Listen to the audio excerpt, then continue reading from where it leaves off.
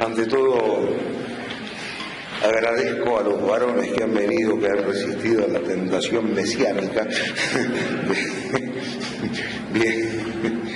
En segundo lugar, espero no causar un ataque de depresión en nadie, porque después de esta charla que va a cubrir desde el 25 de mayo de 1810 hasta Caseros,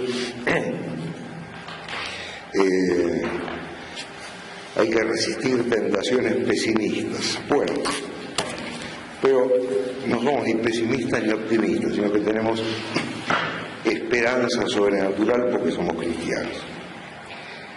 Bien, como le dije la vez anterior, el triunfo en las invasiones inglesas contra los invasores ingleses dio a los criollos conciencia de su poder, pero además, y más importante todavía, España estaba en una situación insostenible.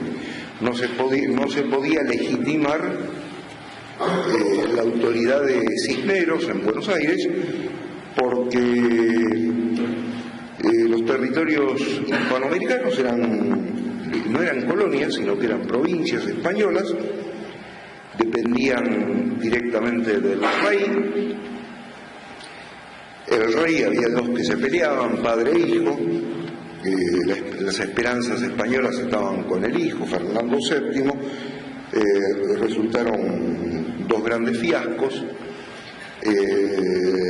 Fernando VII estaba prisionero en Francia, tejía, se entretenía tejiendo, pidió ser adoptado como hijo por Napoleón. Entonces, ¿quién gobierna? Y el que gobierna, ¿qué título tiene para gobernar? En España habían aparecido juntas. La Junta Central de Sevilla, que bueno, después terminó en la isla de León. Ahí, si no me recuerdo mal, en 1812 aprobaron la Constitución Liberal de España, reflejo de la influencia que tenía Inglaterra, ¿no? Esa Constitución fue aprobada el día de San José y por eso se la conoció como la Pepa, ¿no? Y hubo, bueno, grandes festejos por la aprobación de la Constitución, y de ahí viene la expresión viva la Pepa. Bueno, pero acá, ¿quién gobernaba? Y entonces se convocó una reunión de vecinos, no de todo el pueblo, sino que la mayor parte del pueblo no intervino, sino que vecinos notables, y se llegó así al fin de la dominación española. Sin embargo, este movimiento tuvo dos raíces internas, dice Castellani, y una raíz externa o internacional. La raíz externa era la enemistad de Francia, que después de conquistar España quería adueñarse de los territorios hispanoamericanos. De eso acusaban a Liniers, falsamente, porque aunque era francés, Liniers fue un súbdito leal del monarca español. Bueno, pero sobre todo la enemistad de Inglaterra. Para no perder tiempo, le doy un dato, ustedes lo pueden conseguir, no digo que fácilmente, pero se puede conseguir. El British Community Council, el boletín del Consejo de la Comunidad Británica de Buenos Aires, en el volumen 5, número 7, es decir, expone cuál fue el influjo inglés en los sucesos de mayo. Después de eso no necesitan leer nada más. Castellani dice: si creen que en ese volumen los ingleses se alaban demasiado, pueden consultar también, por ejemplo, la historia de Francia del gran historiador Jacques Benville. Pero ese está más cerca de nuestro alcance del boletín del Consejo de la Comunidad Británica. Por otra parte, son muchos los historiadores que dicen que detrás de lo que sucede estaban los intereses ingleses. Bien, esa fue la raíz externa. Las dos raíces internas fueron una razonable y otra bastarda. La razonable fue el mal gobierno de España. Los últimos Borbones habían cometido disparate tras disparate: la expulsión de los jesuitas, entregar el territorio de las misiones a los portugueses, enormes territorios, a cambio de la ciudad de Colonia, que ya había sido conquistada militarmente. Bueno,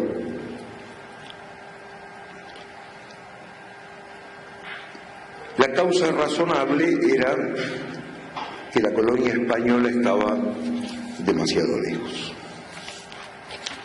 O sea, así como toda la Iglesia, todos los asuntos particulares de la Iglesia no se pueden manejar desde Roma, el Imperio Español era demasiado extenso y no podía ser manejado desde Madrid. Bien. Así que Mayo fue razonable, ¿no es cierto?, la incompetencia de los Borbones, y Madrid estaba demasiado lejos. La causa bastarda fue una cantidad de codicias y de ambiciones. ¿De quiénes? Y de los que eran aliados de los comerciantes ingleses. Muchos padres de próceres eran comerciantes y el negocio de ellos pasaba por la importación de los bienes ingleses. Bien, la independencia de Argentina, como de los demás territorios hispanoamericanos, es una cosa que tenía que producirse. Por ejemplo, España ayudó muchísimo en la independencia de los Estados Unidos, pero no lo hizo abiertamente como Francia, ¿no?, que dio un apoyo manifiesto a los revolucionarios norteamericanos. Además, la victoria sobre los ingleses se debe mucho más a los franceses que a Washington y el resto de los norteamericanos. España lo hizo ocultamente, porque ayudar a los revolucionarios del norte era, en cierta manera, legitimar las aspiraciones independentistas que ya existían al sur de los Estados Unidos. Entonces, por ejemplo, en Estados Unidos existe la ciudad de Galveston. ¿Quién habrá sido Galveston? No, Galveston no fue nadie. Ese town viene de town, que significa ciudad, y Galveston significa la ciudad de Galvez. ¿Quién fue Galvez? Dice, a falta de uno hubo dos Galvez. Eran norteamericanos y tuvieron una actuación muy importante en la independencia de los Estados Unidos. Bien, hubo acciones de la flota española en el sur de Estados Unidos. España había creado la primera infantería de marina del mundo, y esa infantería de marina intervino en el estado de Florida, que, como ya dije, es mal llamado Florida. Bien, así que la situación era la siguiente. Argentina todavía, y como Argentina el resto de lo que después serían países independientes, no estaban en condiciones de gobernarse por sí mismos. Y España ya no estaba en condiciones, mientras que Argentina todavía no estaba en condiciones de gobernarse, España ya no estaba en condiciones de gobernarnos. Esta fue, es decir, una gran desgracia. La Revolución de Mayo no fue una cosa monódica. como contaban, el pueblo adquirió conciencia de su soberanía, los españoles eran unos tiranos, y entonces, etcétera, etcétera, como dice Castellani, el 25 de mayo, día del trueno y del rayo, último del despotismo y primero de lo mismo. Así que, no, fue una cosa dual. Estaban representadas, y si quieren, hasta triádica, porque de un lado estaba Cisneros, acá no cambia nada, y del otro lado estaba Moreno. No solo rompemos con la autoridad política, sino que también rompemos con la tradición. Moreno era afrancesado, liberal en lo político, liberal en lo económico, la representación de los hacendados, etc. Y en el medio estaba Saavedra. Saavedra intentaba que hubiese una nueva autoridad política, pero no ruptura con la tradición. Bien, así que eso fue lo que verdaderamente pasó. Esta es la tesis de Federico Ibarguren que Castellani acepta. Ahora, ese aspecto triádico de Mayo revela que hay una división en el país, que se va a aparecer rápidamente como la división de unitarios y federales, Buenos Aires y el interior, que no es una división geográfica, sino de mentalidades. Muchos empedernidos adherentes a la mentalidad afrancesada, liberal, etcétera, estaban en el interior del país, y muchos federales, después se manifestarán Rosas, Dorrego, etcétera, estaban en Buenos Aires. Así que el país empieza a mostrar una realidad que es la existencia de una trinchera interna. O sea, desde el mismo comienzo, en lugar de ver que el enemigo viene de afuera, esto no significa que todos los que están afuera sean enemigos, pero en principio el enemigo viene de fuera. No, el enemigo está en casa y tengo que entenderme con los de afuera para sacar al enemigo de casa. Como ya dije la vez anterior, la mentalidad federal, provinciana, representada por los caudillos, es fruto de la estancia, mientras que la mentalidad unitaria, porteña, es fruto del comercio, portuario sobre todo. Ahora,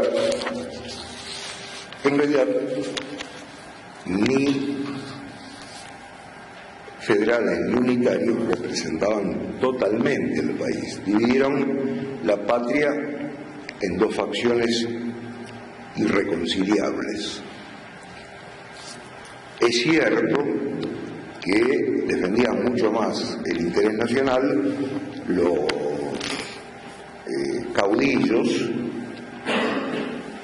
que los gobernantes centralistas, pero tampoco hemos de creer que los caudillos eran santos confirmados en gracia, ¿no? Hay un personaje eminente de la historia argentina, un sacerdote insigne, el padre Castañeda.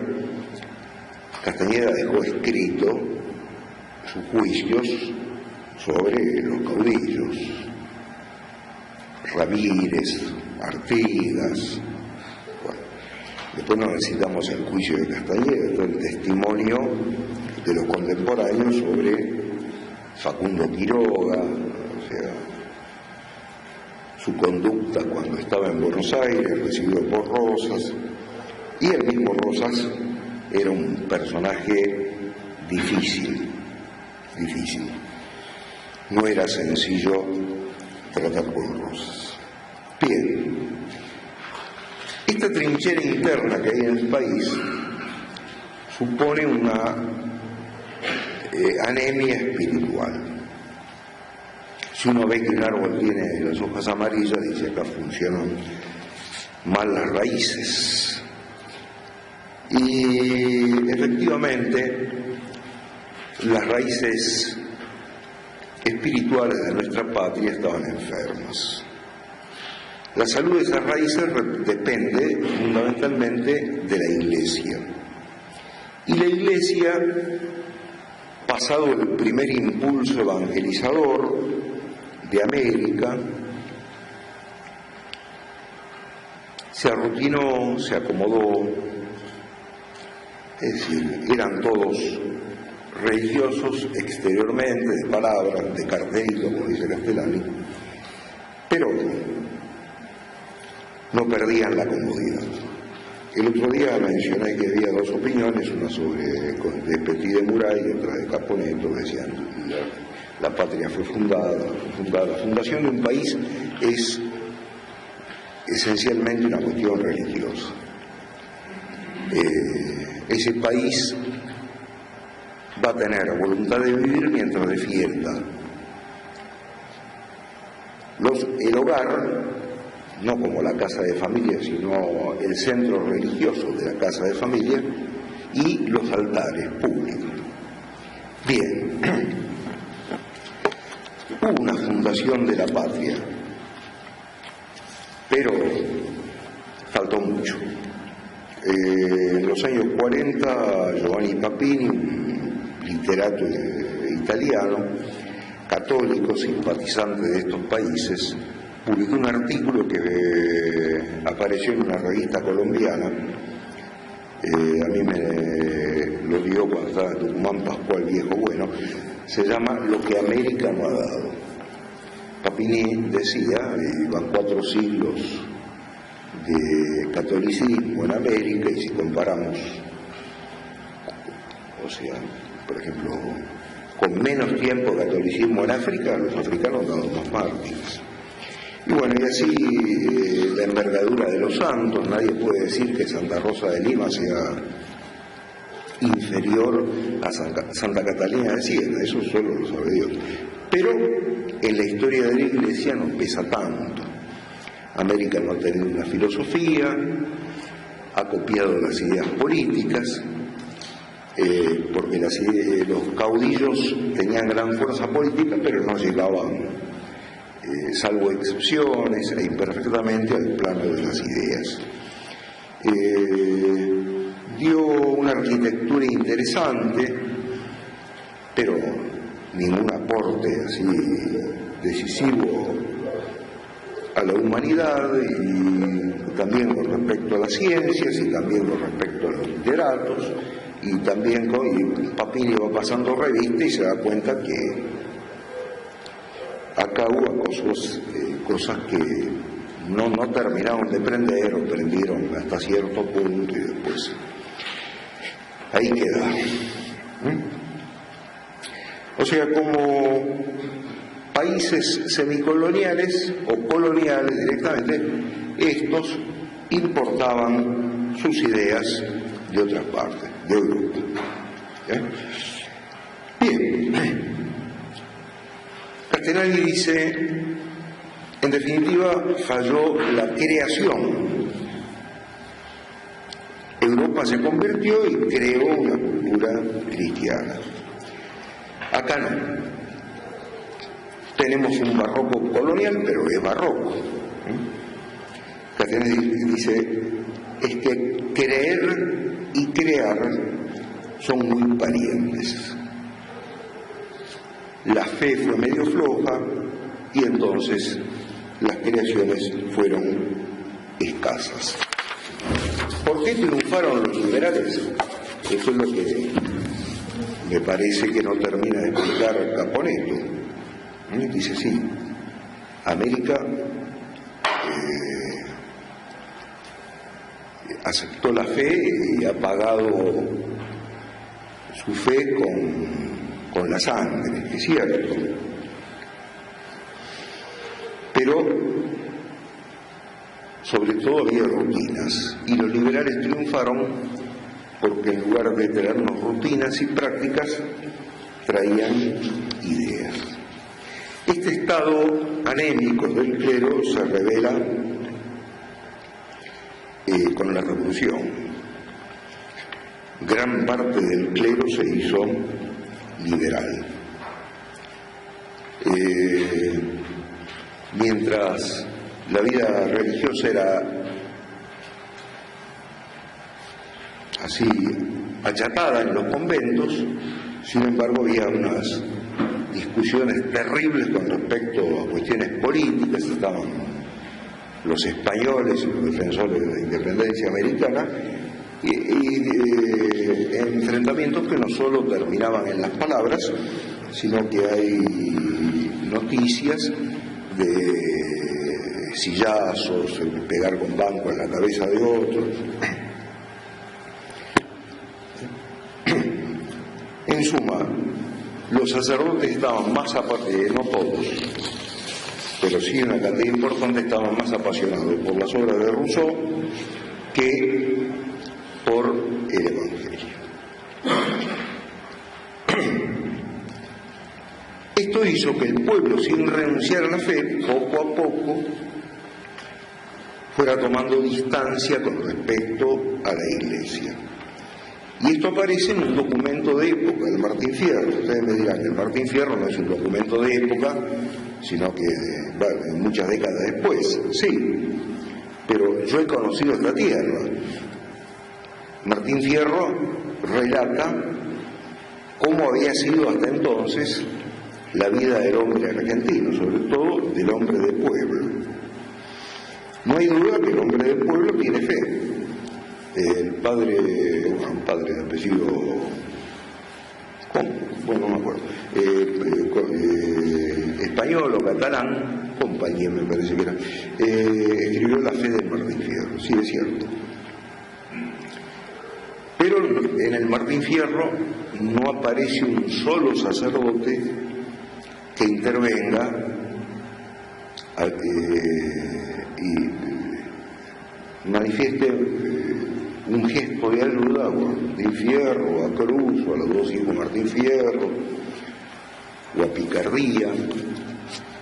Las personas religiosas son mujeres insoportables, que crían a Picardía, ¿no es cierto? Y le obligan a rezar el rosario, y le dan golpes porque se distrae cuando reza el rosario. El único cura que aparece en el Martín Fierro es uno que manda a la penitenciaría a un hijo de Martín Fierro porque le estaba por robar la concubina. Ese es el único cura mencionado en la obra de Hernández. Bien, Moreno, que representa el eje izquierdo, el extremo izquierdo de la revolución, murió rápidamente. Muchos dicen que fue asesinado y asesinado por los ingleses, porque de repente descubrió el fuego inglés. Moreno emprendió un viaje a Europa en un barco inglés, no había médico, le sirvieron un té y al día siguiente lo tiraron al mar. Bueno, entonces el vacío de Moreno es ocupado por Rivadavia, a quien Mitre llama el más grande hombre civil de los argentinos. Rivadavia estaba convencido de que era necesario achicar al país.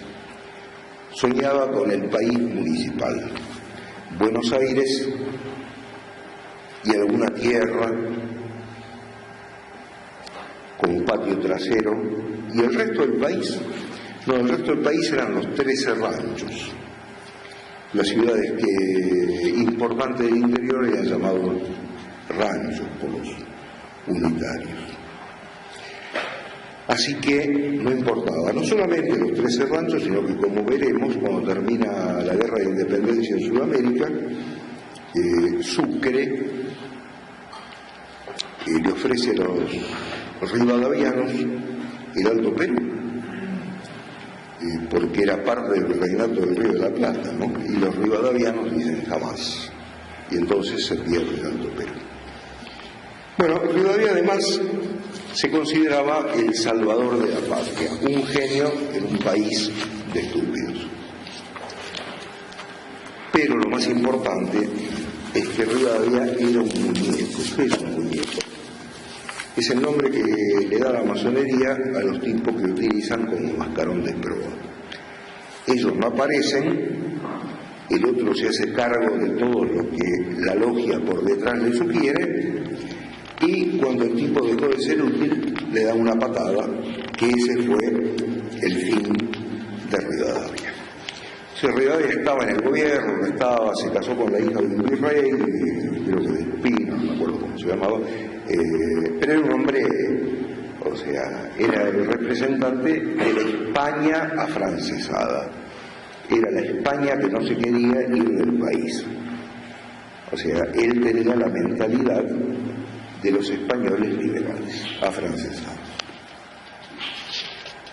Bien. El país de repente se encontró asediado por los 4 frentes. El norte no solo aceptaba la revolución, sino que se había lanzado la revolución desde Buenos Aires.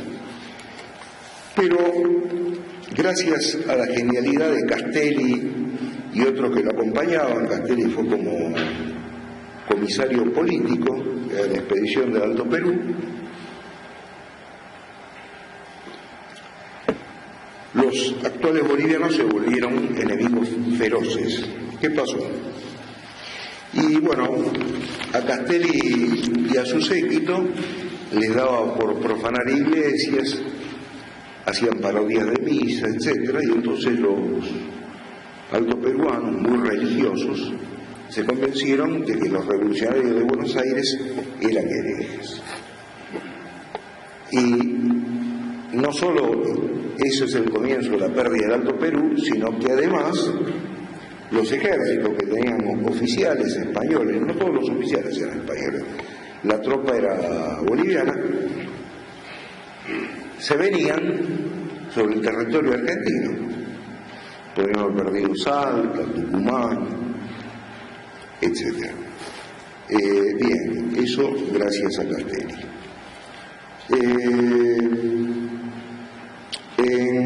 Por el este estaban los portugueses, que no contentos con haber tomado las misiones, querían seguir avanzando, ¿no?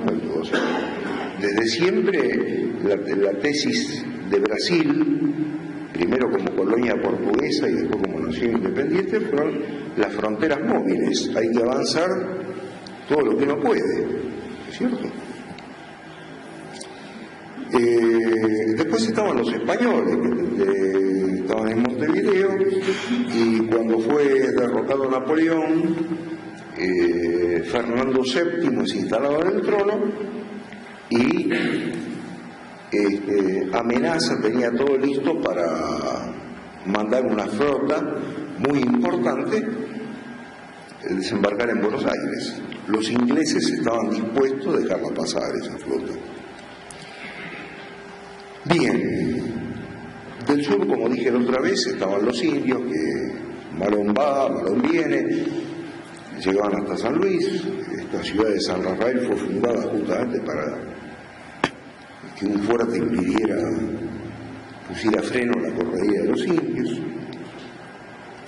Y del lado oeste estaban los chilenos, que les había fracasado la revolución. Quedaban fuerzas revolucionarias en Chile, pero el poder lo seguían teniendo los españoles. Bien, ¿qué hacer? O sea, un país sin recursos, todo tenía que ser improvisado, o sea, con problemas en los 4 frentes, situación candente. Los directores le ponen al gobierno de Buenos Aires el nombre que habían puesto la Revolución Francesa, ¿no? La Revolución Francesa había creado el triunvirato, el directorio, etc. Y acá el triunvirato, el directorio. Bien, no así la Junta, que es una institución española. Los directores, Pueyrredón, Alvear, Rondó, Rodríguez Peña, eran hombres secreta y fuertemente empeñados en entregar a la nación, a la cual despreciaban, pero cuyo gobierno tenían en sus manos. Alvear, por ejemplo, suplicó a su Majestad Británica que se hiciera cargo de nosotros. Rivadavia, Belgrano y Zarratea hicieron gestiones en Europa para coronar al infante Francisco de Paula, etc. Pueyrredón buscaba ayuda en Río de Janeiro.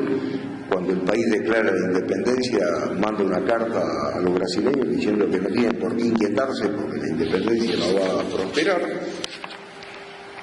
O sea, la situación era como la de una familia cuya cabeza, el padre, tiene una pulsión incontrolable para perder todos los bienes de la familia y encima que se le hunda el techo encima de la cabeza a todos. Bien, querían entregar a la nación,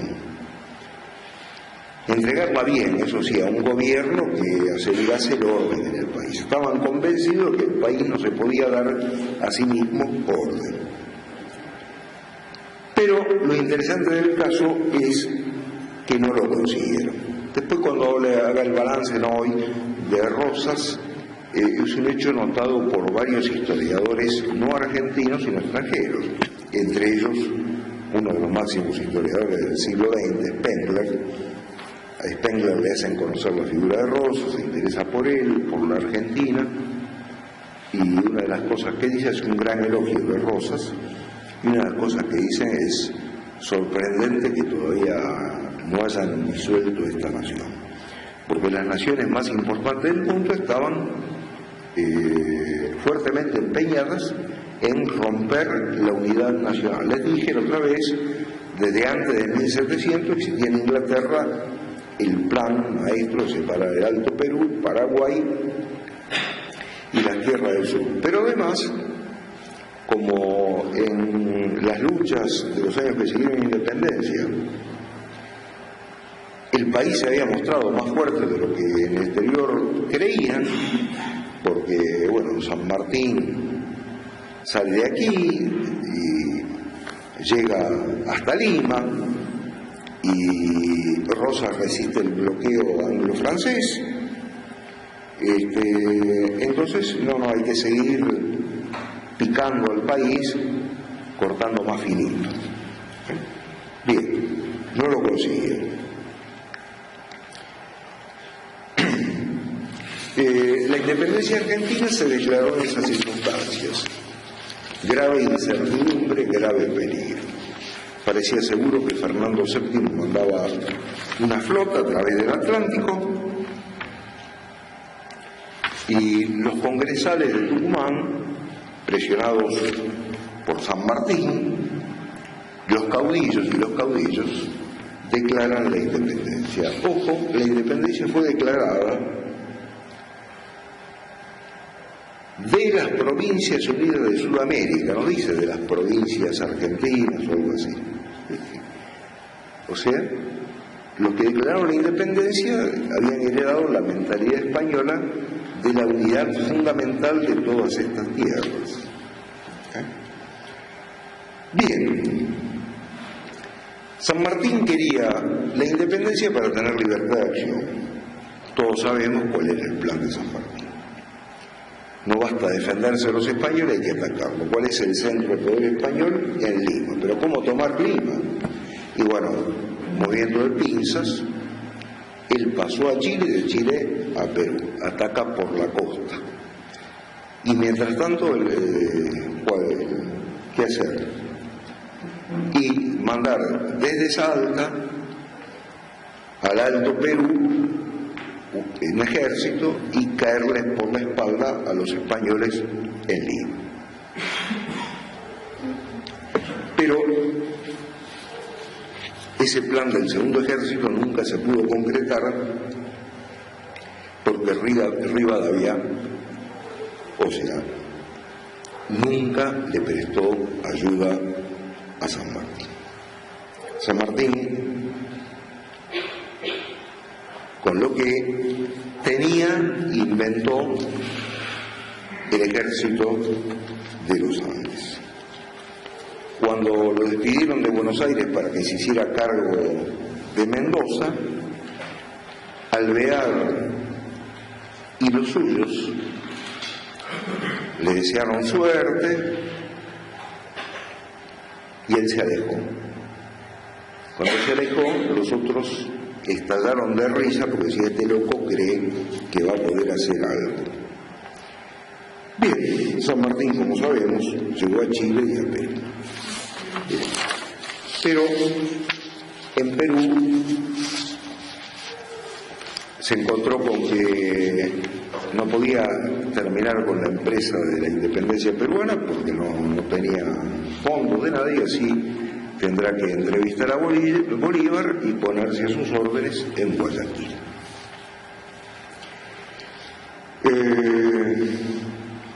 Mientras tanto, había que darle una constitución al país, por lo menos eso pensaban los unitarios. Y en 1819 el Congreso aprueba una constitución que era una obra de ingeniería política, o sea, era un plan de escritorio que no tenía absolutamente nada que ver con el país real. Un polaco escribió una vez durante la época comunista, ¿no? Los que escriben constituciones para los pueblos, sería conveniente que recordaran la constitución del ser humano, o sea, para que una constitución sea aplicable a una sociedad, tiene que ser compatible con lo que el hombre es. No, acá no, si había algo que no se tenía en cuenta era a la Argentina y a su hombre. Elian Funes, buen representante de ese clero que confiaba más en la literatura de ilustración francesa que en el Evangelio, Elian Funes dijo: tuvimos muy presente aquella sabia máxima que es necesario trabajar todo para el pueblo, pero nada por el pueblo. En junio del 19, Pueyrredón, impotente para doblegar la resistencia del interior, dejó el gobierno y su reemplazo y fue designado Rondó. Me da una anécdota de la Constitución. Bueno, desde Buenos Aires fueron enviadas copias de la Constitución a los gobernadores, a los caudillos. En un caso, como se sabía que el caudillo iba a sacar con caja destemplada al que le presentara la Constitución, se la mandaron por correo. Y creo que esta Constitución es la que, creo, no lo puedo asegurar, la que Tesanos Pinto le presentó a Ibarra en Santiago del Estero. Tesanos Pinto cayó a la casa de Ibarra a las 3 de la tarde con un calor de verano en Santiago del Estero, e Ibarra, que estaba durmiendo la siesta, lo recibió en calzoncillo. En realidad era más sensato Ibarra que Tesanos Pinto con galera y frac en Santiago del Estero, ¿no es cierto? Bueno, esa Constitución, por supuesto, no fue aceptada. Bueno,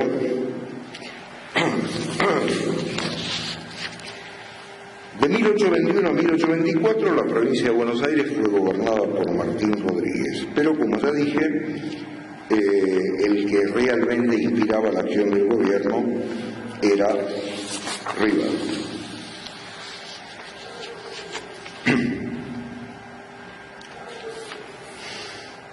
Otra de las hazañas de Rivadavia fue la reforma eclesiástica. Guillermo Gallardo, que no era rosista, dijo que esta reforma eclesiástica había hecho necesaria la aparición de Rosas, porque escandalizó al pueblo. Fue un ataque a la Iglesia ¿Cómo fue atacada la iglesia? Bueno, disminuyeron el número de religiosos, pusieron una edad mínima para entrar a la vida religiosa, a los seminarios, y privaron a la iglesia de sus bienes raíces. Bueno, el Evangelio no dice que la iglesia tenga que tener bienes raíces, sí, según cómo se mire, porque si la iglesia es como una semilla, no hay semilla sin tierra. O sea, la gracia supone la naturaleza. El Evangelio dice que lo fundamental es el orden de la fe. Pero cuando una institución arraiga, bueno, requiere su solar, sus propiedades, etc. Esta táctica de privar a la iglesia de sus bienes raíces había demostrado su éxito en la Revolución Protestante en Inglaterra, porque había creado una clase terrateniente que tenía todo el interés del mundo en que Inglaterra no volviera a su antigua fe. Y fue proclamada como principio por Federico el Grande, Federico II de Prusia, protestante, ¿no es cierto?, amigo de Voltaire. Llamaban a la iglesia la infame y decían que para destruir a la infame había que quitarle las propiedades. Bueno, ¿Rivadavia fue masón?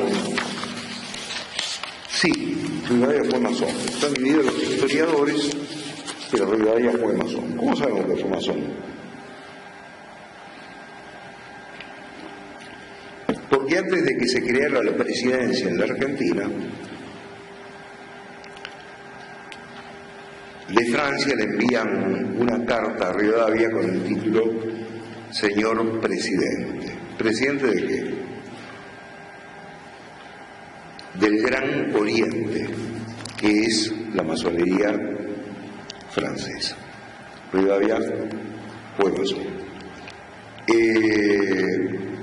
Pero lo que hizo no se explica por qué haya sido masón. Castellani opina que fue sobre todo un iluso. O sea, Mitre dice que es el más grande hombre civil de la tierra de los argentinos, y Castellani dice no fue de la tierra, sino que fue de la atmósfera, o sea, vivía en las nubes. Pero hay otros dos testimonios muy importantes sobre Rivadavia.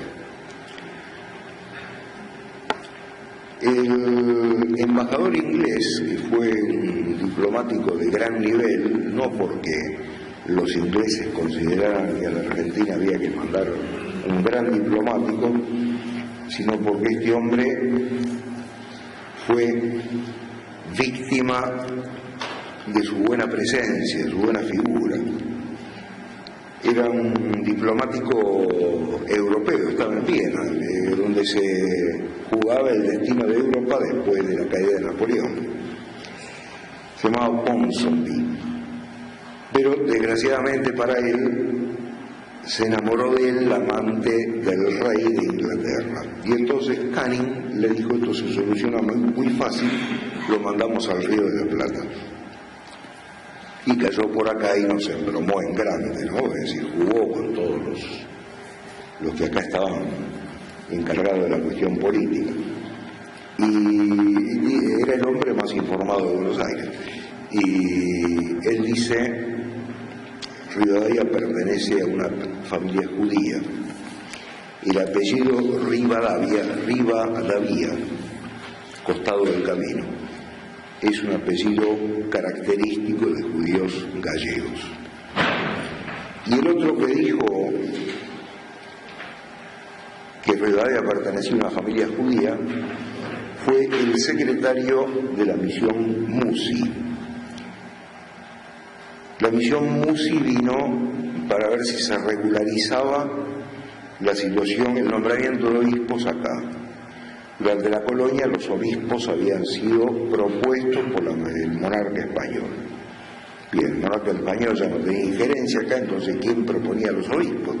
Además, la Iglesia no reconocía a los regímenes independientes de Hispanoamérica. ¿Por qué no lo reconocía?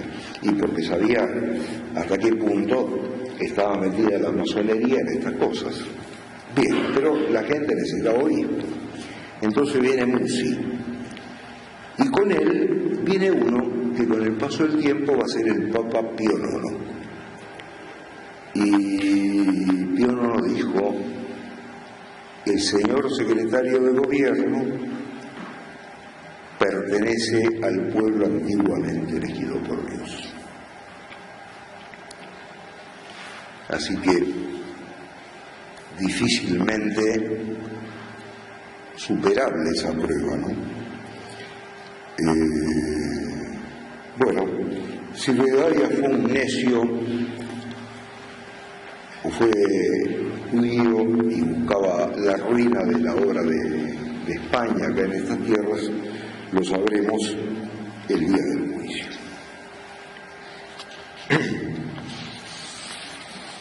Inglaterra encontró dos procedimientos para dominar estas naciones sin necesidad de ocuparlas políticamente.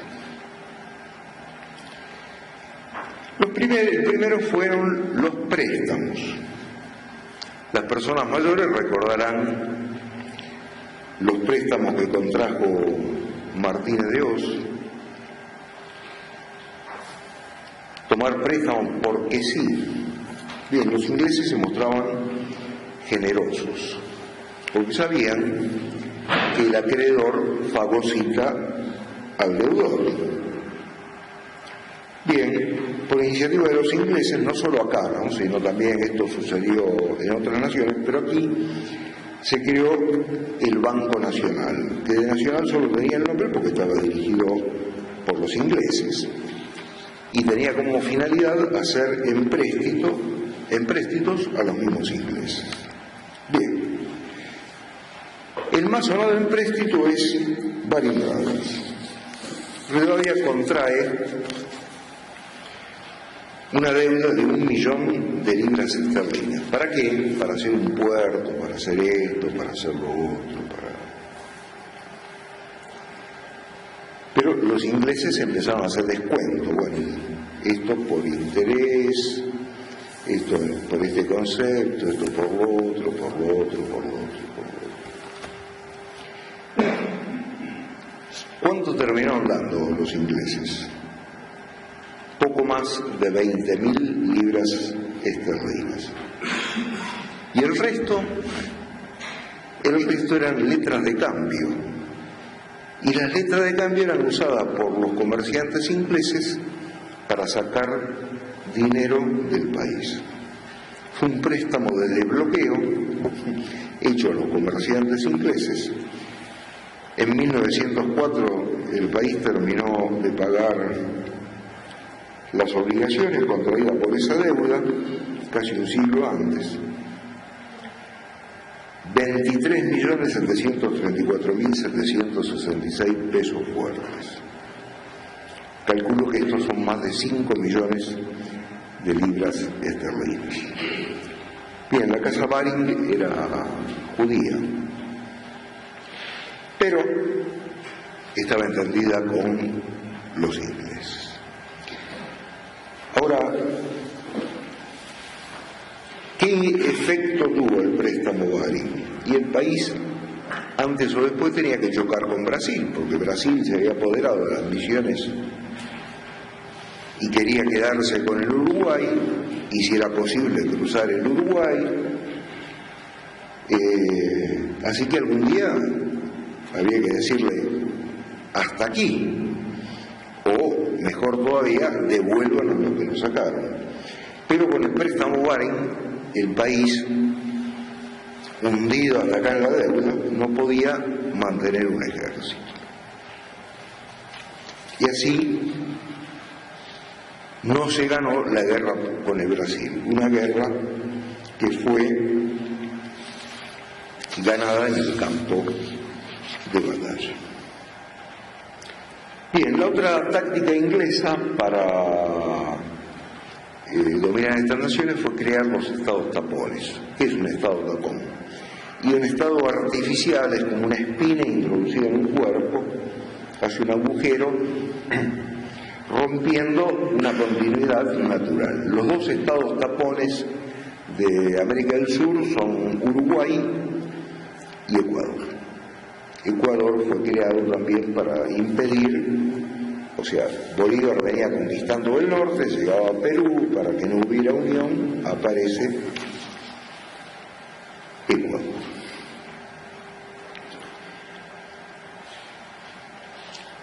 En 1826, Brasil se declaró libre de la dominación portuguesa. En realidad fue una cosa perfectamente acordada con Portugal.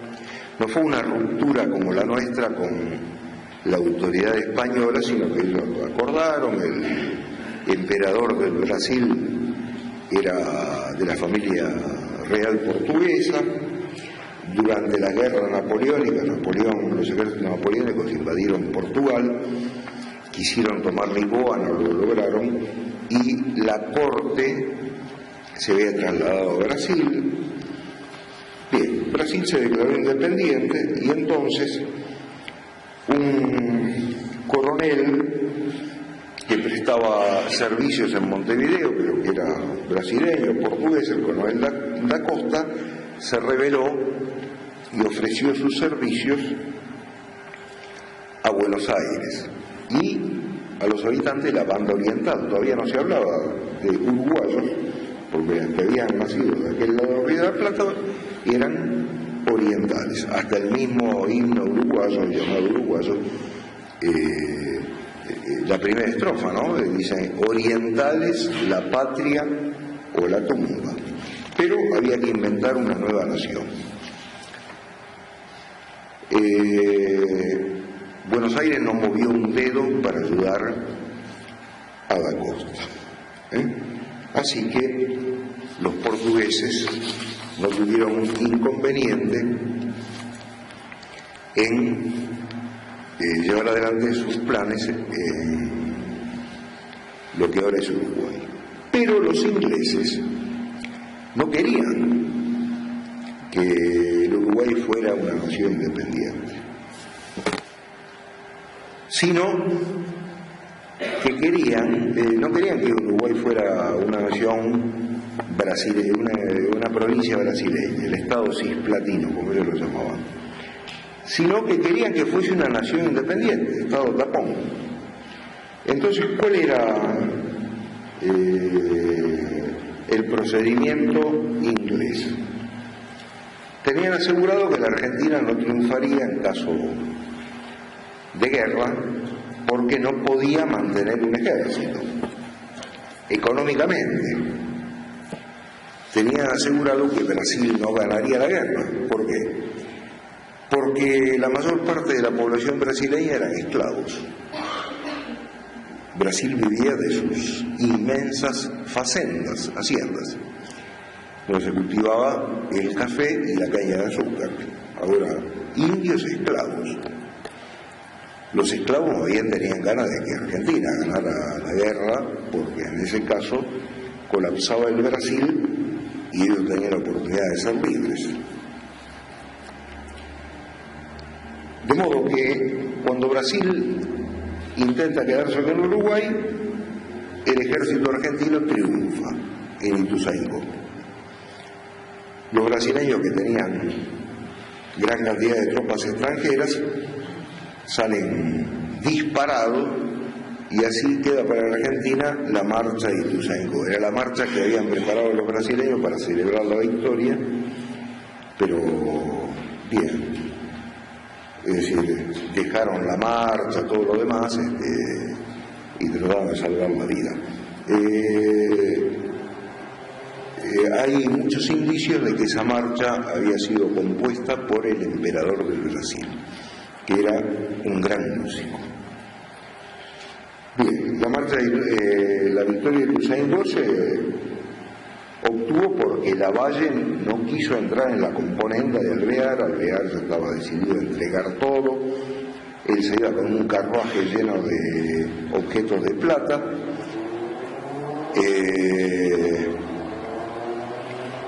Pero Bueno, Lavalle se rebeló, salió disparando, creyeron que huía, Alvear lo declaró traidor y ordenó que donde fuera tomado prisionero se lo fusilaría inmediatamente, pero en realidad Lavalle iba buscando cruzar un curso de agua que tenía un paso lejos para caerle al ejército brasileño que estaba al otro día desde el costado, y los destrozaron a los brasileños. Fue la caballería argentina, los uruguayos dicen que fue también la caballería uruguaya, pero no, como dije, no existía la caballería uruguaya,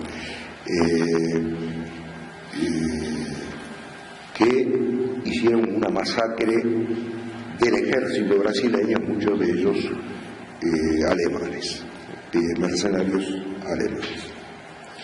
Bien, así que Brasil no iba a ganar militarmente, pero Argentina no iba a ganar políticamente, porque podía ganar una batalla, pero no ganar la guerra. ¿Cómo terminó el asunto? Y ya es hora de que vaya terminando esto, y no he entrado con Rosas, pero voy a ser muy breve. ¿Cómo terminó el asunto? Rivadavia envió al ministro Manuel José García a Río de Janeiro a entregar lo que fuera. Rivadavia necesitaba el ejército de vuelta para luchar contra los caudillos. Lo que pasara en Uruguay no le interesaba en absoluto, y García entregó la banda oriental y aceptó pagar indemnizaciones de guerra. Se armó un tremendo escándalo en Buenos Aires y Rivadavia salió eyectado del país, no pudo volver, murió en Cádiz. Bien, Dorrego, gobernador de la provincia de Buenos Aires, sus días estaban contados porque dijo que iba a mirar para otro lado con respecto al pago de la deuda Baring Brothers. Cuando Lavalle viene al frente del ejército que había peleado en Brasil, se subleva contra Dorrego, lo toma prisionero y lo fusila en Navarro. Bien. Lavalle gobierna la provincia de Buenos Aires. El único año del siglo XIX en que hubo más muertes que nacimientos en la provincia de Buenos Aires fue el año del gobierno de Lavalle. A los adversarios políticos, entre otras cosas, los ataban a la boca de los cañones y disparaban. Ese método fue usado por los ingleses en la India. Pero, o sea, como decía Napoleón o Talleyrand, las bayonetas sirven para cualquier cosa menos para sentarse de encima. Uno no puede gobernar solamente por la fuerza. Lavalle se dio cuenta que no podía seguir gobernando, faltaba el mínimo de consenso, y se retira. Bueno, queda el camino abierto para Rosas. Rosas asume, tiene una situación dificilísima, y ya al cabo del primer gobierno está cansado, muy cansado, y quiere renunciar. Pero los federales, Rosas estaba además sostenido por Encarnación de Curra, su mujer, no lo dejan renunciar. Entonces Rosa dice, bueno, al desierto, a ver si solucionaba en parte el problema del indio. Contra lo que era Roca, Rosas intenta entenderse con los indios, y así resulta compadre de caciques indios, etc.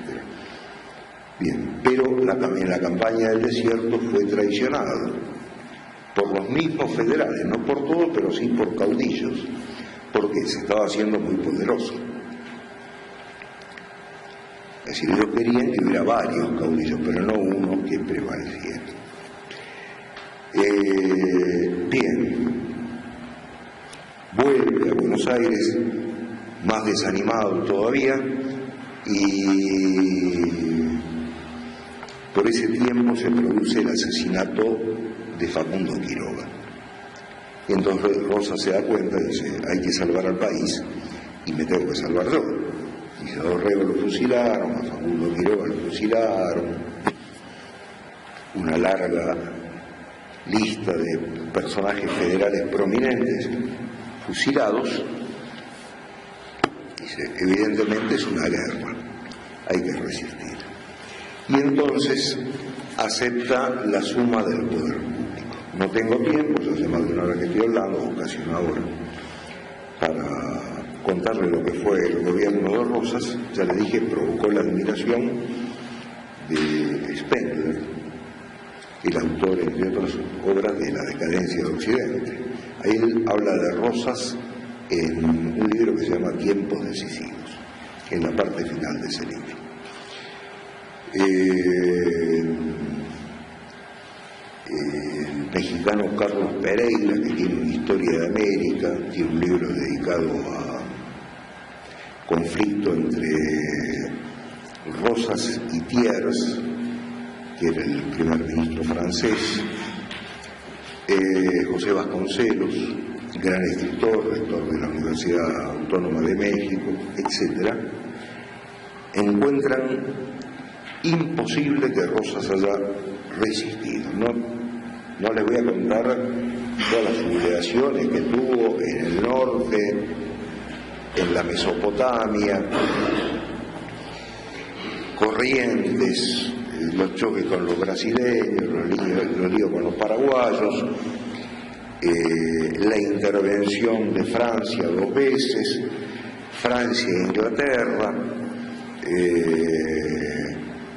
los líos que tuvo con Chile porque los unitarios se iban a Chile y ponían la pulga en la oreja a los chilenos ofreciéndole provincias y le daban apoyo contra Rosas. Y Sarmiento es el creador, en estos años en que actuó como periodista en Chile, del movimiento que reivindica la soberanía chilena de la Patagonia, Magallanes,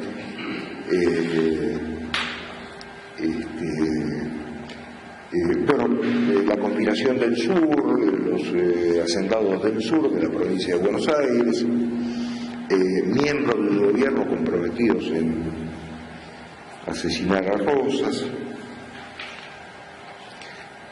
Me limito a un dato. En el siglo XIX, los ingleses y los franceses aterrorizaron al mundo con el bloqueo naval. Ingleses y franceses eran dueños de los mares y entonces, donde no podían hacer sus negocios, enviaban sus barcos. Por ejemplo, en India descubrieron que había un producto derivado del cáñamo que podía ser usado como alucinógeno. Entonces, ¿qué vamos a hacer con esto? Y acá no lo podemos consumir porque gobernamos nosotros. Bueno, se lo metemos a los chinos, pero ¿cómo se lo vamos a meter? Dice, no, le mandamos los barcos. Fueron las guerras del opio. Varias guerras con millones de muertos, pero es el origen del problema actual de las drogas. Cuando los ingleses desde entonces ocuparon Hong Kong, y cuando China, cuando reconocieron a China comunista, de todas maneras siguieron ocupando Hong Kong hasta que se cumpliera el siglo de la guerra del opio, que llegó hasta fines del siglo XIX. Y Hong Kong incluso ahora tiene un estatus especial y sigue siendo uno de los grandes centros del manejo de drogas. Bueno, solamente 2 países en el mundo resistieron el bloqueo anglo-francés. Uno fue Estados Unidos, porque estaban unidos y porque tenían una situación económica próspera. El otro fue Argentina. Pero Argentina, durante el bloqueo anglo-francés, soportó una sequía terrible que duró 3 años. Guerra interna, como dije, en todos los frentes. Y sin embargo, Rosas resistió. Francia 2 veces, Inglaterra termina firmando la paz con Rosas, desagravian la bandera, 20 cañonazos y se van de acá.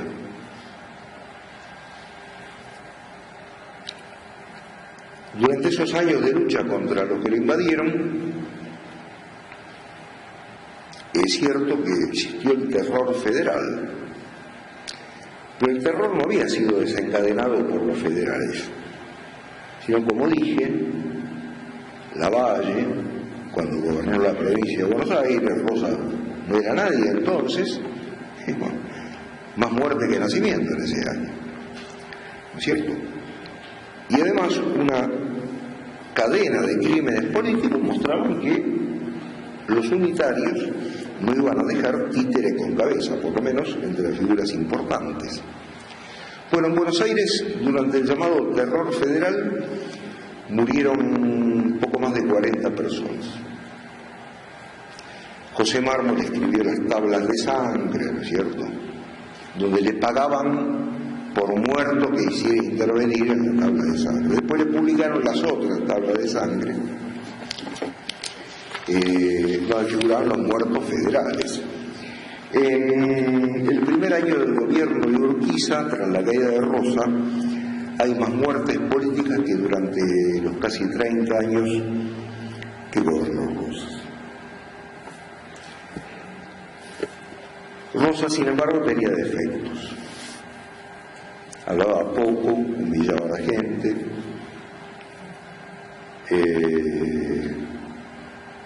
y confiaba sobre todo en la fuerza política.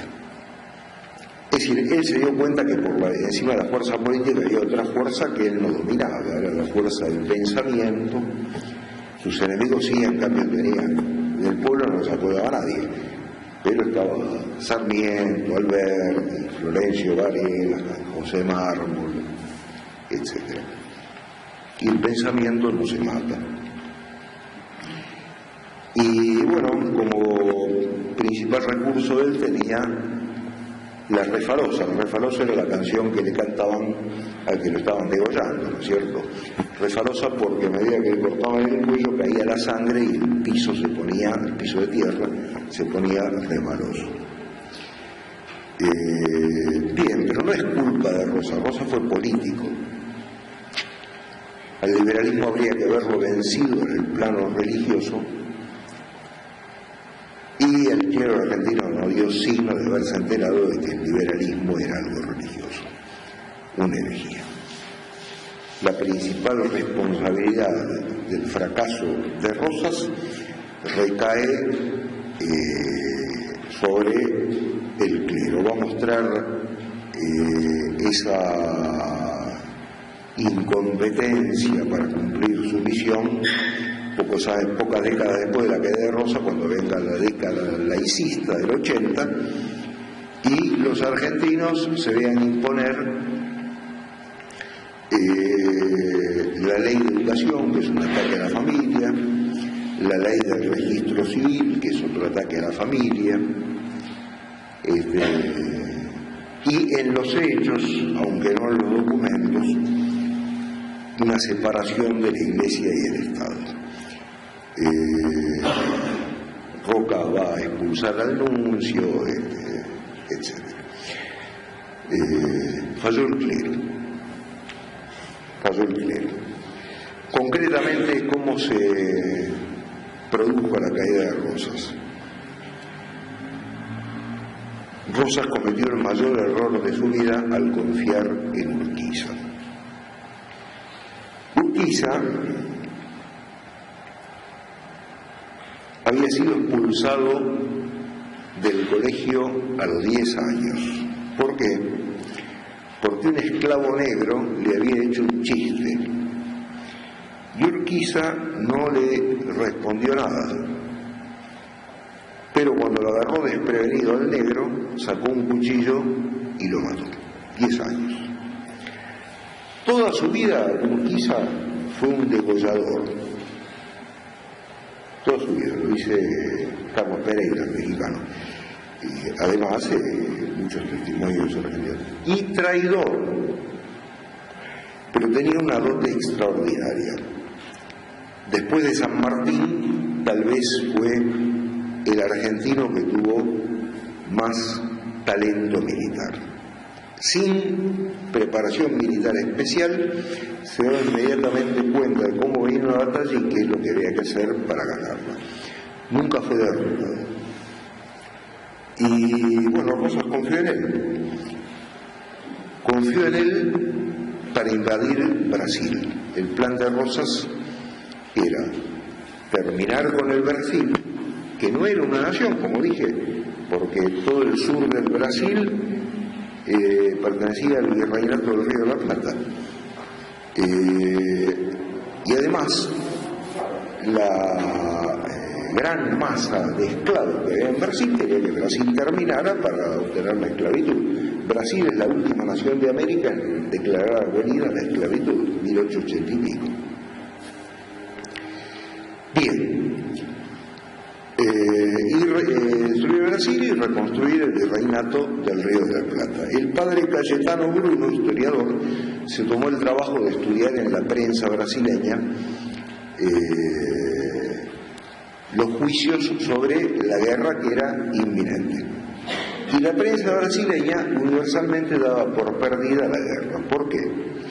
En marina, Brasil era muy superior a la Argentina, pero como decían los brasileños, aunque tengamos una marina moderna, nuestra marina no es tan poderosa como la francesa y la inglesa. Bien, los franceses y los ingleses ya han fracasado con Rosas, así que nosotros no lo vamos a derrotar. Mientras que en el ejército de tierra, el país tenía hombres curtidos por décadas de guerra civil y además tenía Urquiza, que no perdió en su vida una batalla. La única batalla que perdió fue la de Pavón, que primero la ganó y después la entregó, se retiró. Se retiró al trotecito para mostrarle a todos que no huía. Porque fue un acuerdo de masonería. O sea, Mitre se enteró que había ganado la batalla de Pavón cuando estaba disparando, se había enterrado la pólvora, etcétera, y fueron a avisar que era el vencedor. Bien. Entonces, la prensa brasileña daba por un hecho que Brasil perdía la guerra y que Brasil terminaba su existencia política.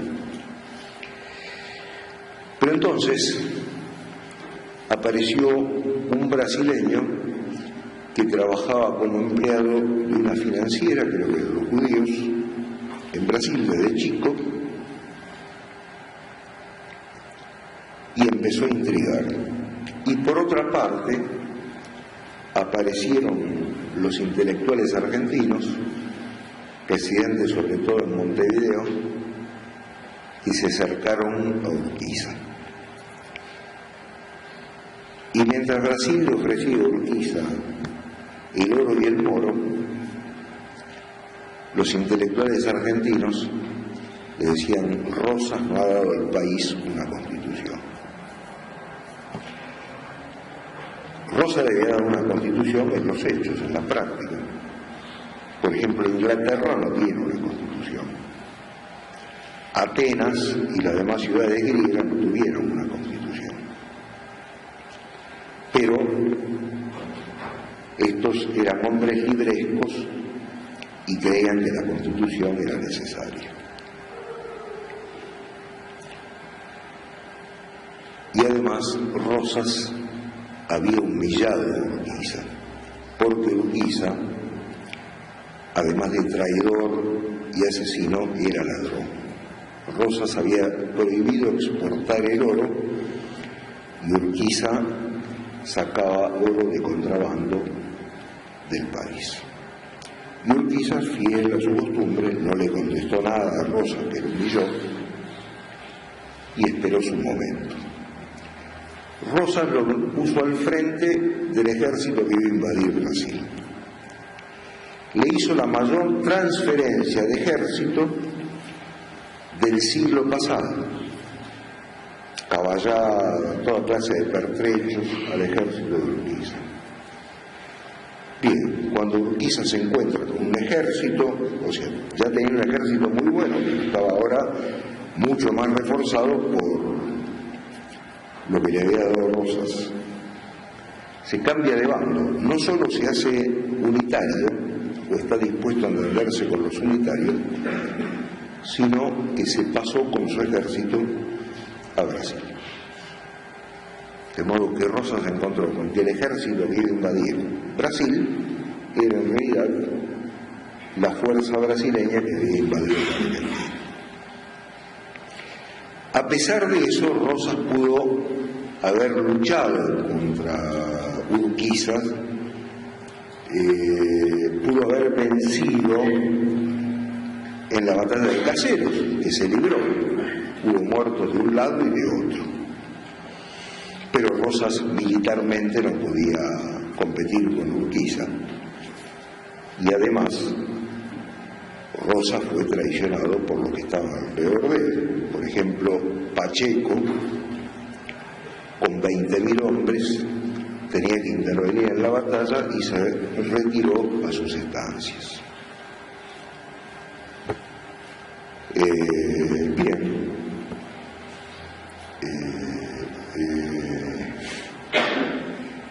Uno de los signos de la Argentina estaba en Salta y de repente me encuentro en la esquina de Ituzaingó y Caseros. Fue imposible. Ituzaingó es una victoria argentina y Caseros es una victoria brasileña. No, señor, es una victoria nacional porque triunfó la democracia, la Constitución, sí, pero ganaron los brasileños. Se perdió para siempre la posibilidad de reconstruir el virreinato del Río de la Plata. Uruguay quedó definitivamente fuera de lo que es la Argentina, Paraguay también.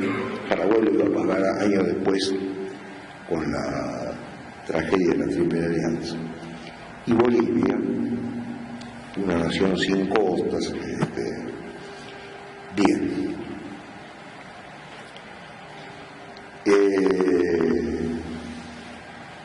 Si alguna vez van por Buenos Aires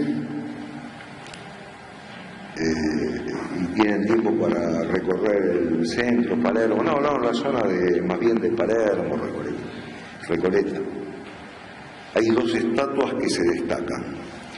La de Carlos María del Ver, que es una estatua de gran valor artístico, hecha por un francés. Está ahí cerca del Museo de Bellas Artes, Facultad de Derecho, más o menos por eso. Y la otra es la estatua de Urquiza. ¿Dónde se levanta la estatua de Urquiza? Ahí cerca, ¿dónde? Es decir, mirando a lo que era la Casa de Rosas, la construyeron ahí. Y la estatua de Sarmiento, que está ahí nomás, exactamente donde estaba la Casa de Rosas. Lo primero que hizo Sarmiento cuando se enteró que había caído Rosas, cuando él llega a Buenos Aires y la Rosa había caído, lo primero que hizo fue ir corriendo a la Casa de Rosas y empezar a ver todas las cosas. Bien, es el signo de que la antipatria ha vencido, pero ha vencido hasta por ahí nomás, porque Rosas no solo crea jurídicamente la nación argentina, o sea, si ustedes leen el preámbulo de la Constitución, habla de pactos preexistentes. Los pactos preexistentes son los que firmaron Rosas y Estanislao López, el Tratado de Pilar, y al que se fueron incorporando las otras provincias, y así se crea la Argentina. Sino que durante los 30 años que gobernó, infundió en el pueblo la idea de la nación argentina. Como le dije, la independencia habla de las provincias unidas de Sudamérica, ¿no? La idea de la argentinidad. Ese es el triunfo político de Rosas. La Argentina no ha desaparecido y esperemos que no desaparezca. Y esperemos que haya ganado esta noche. Si alguien quiere hacer una pregunta, sí. Padre, usted dijo, habló un poco de la falta de clero Sí. ¿Hay alguna bibliografía que hable de la historia de la Iglesia Católica Argentina? Bueno, hay libros que son historias de la Iglesia, pero que, como dije la otra vez, lo dice Castellani, son repeticiones son listas de nombres, fechas, etcétera. ¿Quién fue obispo de tal lugar en tal año? ¿Quién era párroco? ¿Quién hizo tal parroquia? Y de ahí no pasan.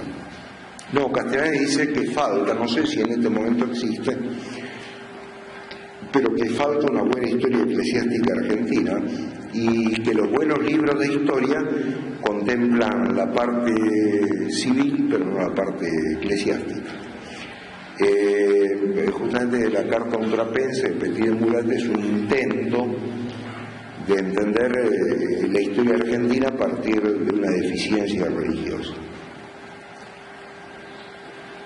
Sí. Padre, dos cositas. Con respecto a lo que decía de Castañeda, sí, y la opinión que Castañeda tenía de los caudillos, sí, esas opiniones Castañeda las manifiesta en la década del 20, sí, cuando todavía no está muy diferenciado. En realidad la diferenciación se produce después del fusilamiento de Dorrego. Y después de esa fecha es que Castañeda, en uno de los tantos destierros que sufre, entra en contacto con Estanislao López, sí, y ahí él cambia su idea, sí, tanto respecto a Estanislao López como del mismo Rosa. Él al comienzo había entendido que el federalismo era anarquía. Al final de su vida, y bueno, muere ahí nomás, en 32, él advierte en el federalismo la posibilidad de mantener la tradición. Está bien, tiene razón. Castellani lo dice, yo no lo dije acá, pero Castellani lo dice, que había tomado distancia de los dos partidos, pero después vio que con uno podía entenderse, que eran los federales, y que los otros hacían imposible cualquier clase de entendimiento porque iban contra la fe y contra la patria. Claro, porque lo que él tiene clarísimo y es buenísimo leerlo es la oposición al liberalismo. Sí, sí, a Rivadavia, ¿no? Con la cantidad de periódicos que publica y todo eso, y bueno, por eso...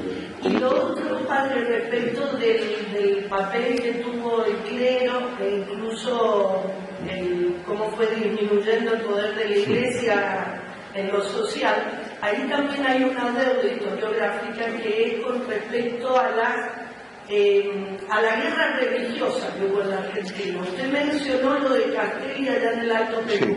Bueno, yo me he encontrado curiosamente cosas que la verdad no había leído en ningún libro, que no solo hubo una reacción contra la reforma religiosa en Buenos Aires, sí, sino también en el interior.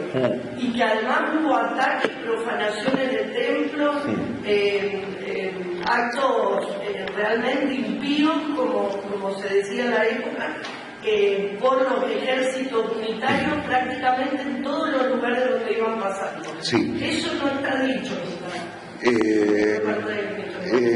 Por parte del pueblo una reacción contra esa actitud impía, laicista, etc. Y eso se va a mantener hasta la época de Roca, que es el que impone, el que hace triunfar la Argentina laicista, ¿no es cierto?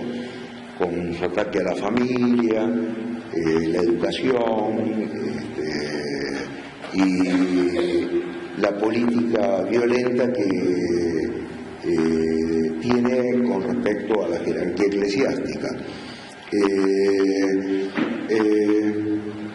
El pueblo sencillo reaccionó, y tuvo cabezas en el plano civil. Por ejemplo, mucho después Estrada, ¿no? Pedro Goyena. No, pero en esta época, la de Rivadavia, sí hubo parte del clero que estuvo detrás de esas rebeliones y la represión fue sangrienta. Sí, pero no se olvide. O los exiliaron, por ejemplo, en San Juan, son como 6, 7 sacerdotes exiliados de por vida, sí, de la provincia, que no podían volver nunca más. Después volvieron. Sí.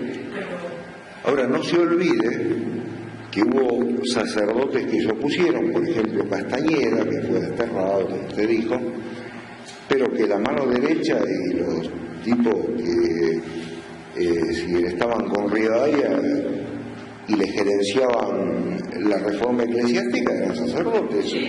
O sea, el apóstata Agüero, ¿no es cierto? Castro Barro, que iba para el lado del viento. Y esa falencia del clero se ve también, no sé si lo dije la vez anterior, en la campaña del desierto que Rosa va creando, puesto de avanzada, ciudades, y hay una súplica al obispo que por favor le mande un cura que no le arruine la obra que él ha hecho, porque resulta que iban después los curas y daban escándalo. Bueno, eso es el testimonial del cura de Martifierro, ¿no es cierto? Así que, sí, no, el pueblo sencillo tuvo, yo no me refiero, mire, en la Argentina ha habido una falencia grande, con excepción de Esquiú y de algún otro no ha habido grandes obispos, y lo que no ha habido nunca es una figura así de la envergadura de Esquiú en Buenos Aires, que es donde se cocina el país.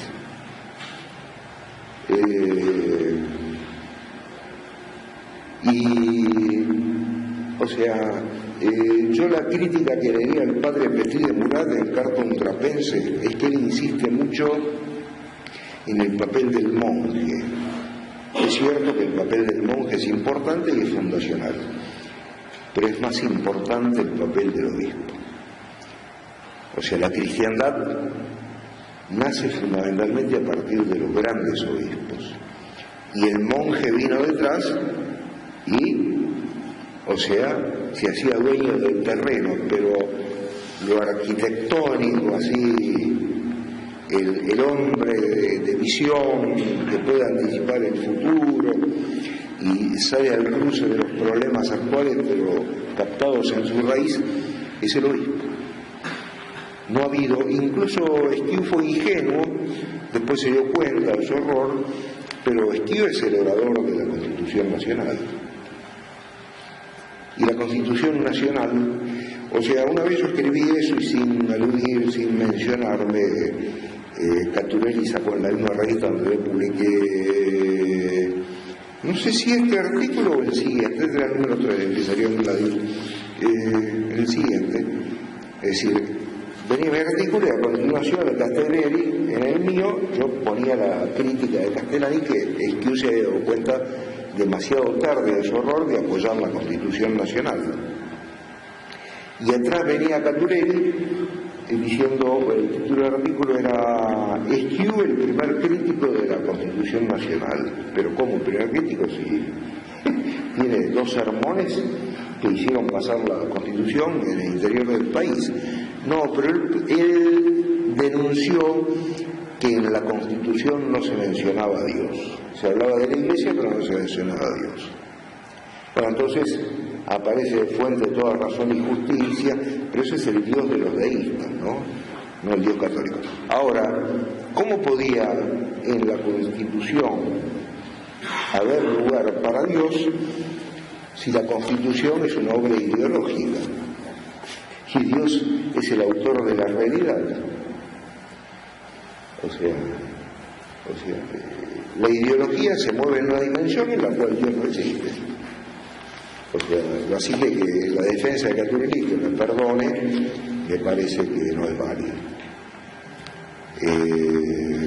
No, es que fue ingenuo. Después se dio cuenta y denunció el liberalismo, y él deja como mandato a la Iglesia Argentina combatir las ideas liberales. Y la Iglesia Argentina no ha combatido tanto las ideas liberales, ¿no? Bueno, hubo un gran obispo, por ejemplo, Orsari, pero él fue un hombre de misión, ¿no? Un hombre admirable. Claro. El primer obispo de San Juan, me parece. De San Juan, sí, puede ser. Bueno, pero por ejemplo, escúcheme, en defensa de Sarmiento hay que decir que Sarmiento llegó a pensar como pensaba como consecuencia de haber tenido un tío cura. porque le dio tantos malos ejemplos a Sarmiento y tantos escándalos que Sarmiento, o sea, con culpa propia también, ¿no? Pero se le hizo cuestionable todo lo que enseñaba después el cura en el sermón, ¿no? Bueno, en fin, que Dios haya tenido misericordia de él. Si alguien más me quiere hacer una pregunta. Sí. ¿Quién o cómo se formó Rosas?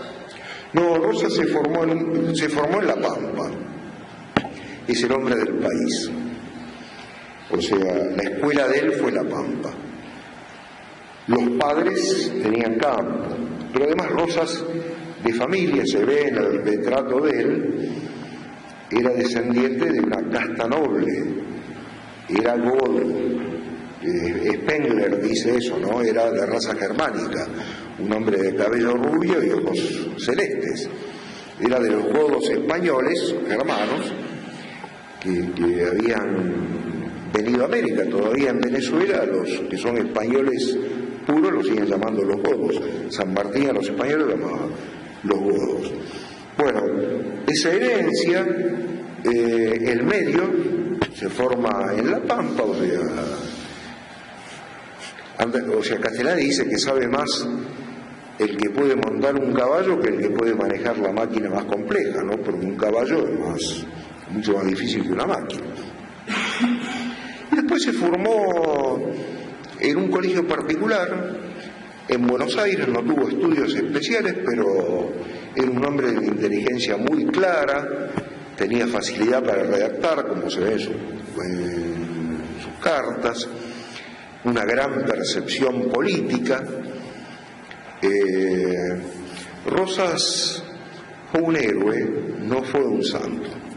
Hay veces que los nuestros quieren hacerlo pasar como un santo. No, Rosas no fue un santo. Padre, tuvo lecturas de los contrarrevolucionarios franceses. Sí, pero tenía medio mezcladas algunas cosas, porque por ejemplo en su vejez escribe un libro que se llama La religión del hombre. Pero sí, era un hombre fundamentalmente contrarrevolucionario, ¿no? Lo mismo que San Martín. San Martín también es contrarrevolucionario. Sí. No, hay un libro que dice la mayoría de los propios documentos de la posta Tabuelo y del Capil. Ahí salen los documentos masónicos, los puntos masónicos, cuando lo dejan a Lavalle, que más de Orfeo. Ah, sí, Lavalle fue el gran ingenuo, es decir, Lavalle fue otro que no se dio cuenta que lo estaba usando la masonería. Después los otros dieron un paso atrás y quedó Lavalle. No, pero lo usaba, pero él sabía, porque la pero Lavalle, como dijo San Martín, en ese libro, la mayoría de sus propios documentos, salen todas las cartas que se han podido recuperar de la masonería, justamente las cartas que nos dejan a Lavalle, que no todo rey. Pero Lavalle fue sobre todo un hombre de acción, los otros eran lúcidos, los dos sabían lo que estaba haciendo. Lavalle en cambio fue un hombre de impulso, hasta tal punto. Claro, sí. San Martín decía una espada sin cabeza, y hasta tal punto que hay muchos indicios de que Lavalle no fue muerto, por los federales porque tiraron a través de la puerta donde él estaba y lo mataron, es absolutamente seguro. Yo conozco el lugar, la puerta de madera gruesa así, imposible que una bala de entonces penetrara la plancha de madera. El único lugar por donde pudo haber pasado por un milagro es la cerradura, pero una bala que pasa por la cerradura va a cualquier parte, sí que va a alguna parte. Lavalle, lo más probable es que se haya suicidado, desesperó. Era un hombre de pasiones violentísimas y, o sea, nula prudencia. Claro, sí. Bueno, perdón, si me permiten, me tengo que ir, así que la próxima seguiremos, ¿no?